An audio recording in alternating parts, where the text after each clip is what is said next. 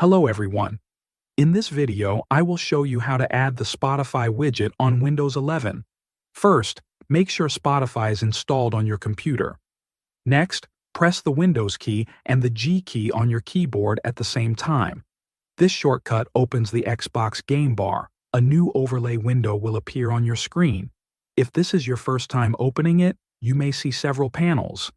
Look at the top bar of the game bar. You will see a button labeled Widgets menu. Click on this button. A menu will drop down showing different available widgets. From this list, find Spotify and click on it. The Spotify widget will now appear on your screen. You can also add this widget to your favorites, so it is easier to access later. Now look carefully at the top right corner of the Spotify widget. You will see a small pin icon. Click on this pin button. This action pins the Spotify widget to your desktop. After pinning it, you can close the Xbox game bar by pressing the Windows key and G key again, or by clicking outside the overlay. The Spotify widget will stay visible on your desktop while you work. If you want to move the widget or change its size, press Windows and G again.